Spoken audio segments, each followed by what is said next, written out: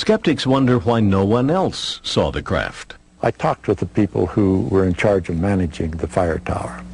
It was manned at that time, and the people were absolutely certain that there was no way that two vehicles like he described, glowing as they were, could fly into that space and out again.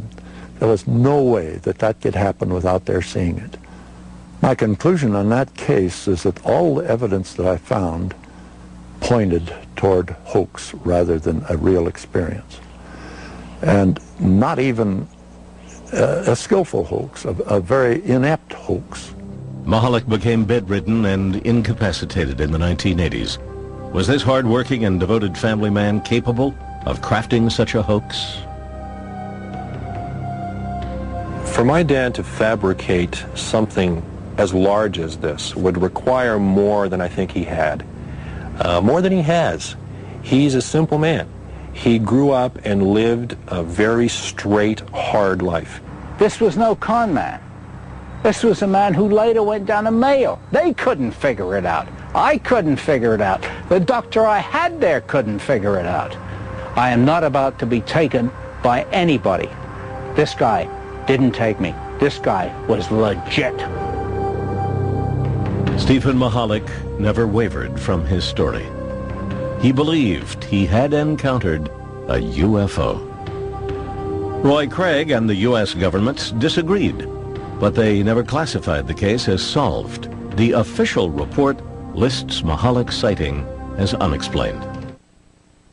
In the past, the U.S. government routinely took a keen interest in reports of UFOs. Now it denies any investigative role, leaving only questions for witnesses of close encounters with the unexplained.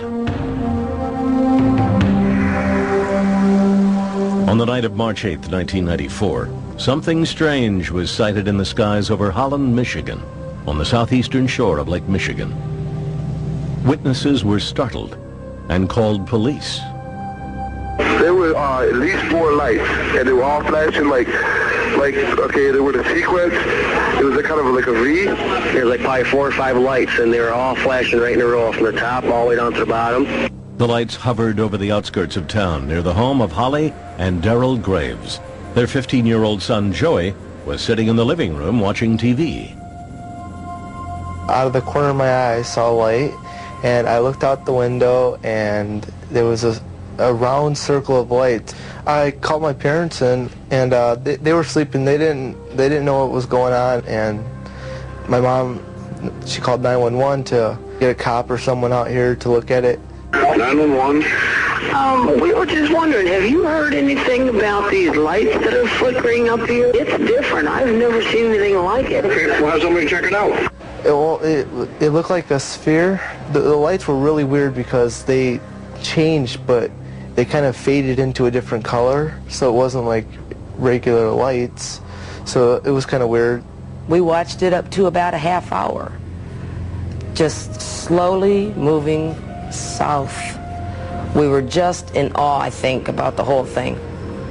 There was no noise. It was very peaceful out. We just stood there and watched this object. At that moment, Officer Veldhuis pulled in the driveway. What I saw were 2 bright lights. Their movement was something that really caught my attention. Their speed accelerated, and then it slowed down again. And I decided to have our 911 dispatcher contact a radar operator in Muskegon, Michigan. It was a clear night. It was about 10 p.m. I was alone on duty, and we had a call from the central dispatcher in Ottawa County, which is quite common for the police department to call us whenever they have any type of weather questions. Weather Service, Muskegon. Hi, Muskegon. This is Ottawa County 911 calling. You getting anything weird down in the southern Ottawa County area? Bouchon checked his radar for any images, what radar operators call returns. I'm seeing 3 of those. They're very strong. These are huge returns. I've never seen anything like this. Not even when I'm doing storms. This is really weird. These are bigger than planes. They're about over the center of Lake Michigan, 3 of them in a triangle. What was extraordinary about the case was that radar apparently detected the object at the same time witnesses saw it. It's a level of confirmation rarely achieved in reported UFO sightings. Airplanes look like they're moving. These were just sitting still. And then a few minutes later, they would disappear from one spot and show up somewhere else. I really didn't know what it was. Strange lights in the night sky moving at otherworldly speed. The image confirmed on a radar screen. Was this finally hard evidence of a technology far beyond our own? Had an alien spacecraft paid a visit to Holland, Michigan? There was no explanation for these unusual sightings. A reporter for the Muskegon Chronicle, Michael Walsh, decided to investigate for himself. He too found the story remarkable. We've had past articles where people have reported some strange phenomena, especially at this time of year.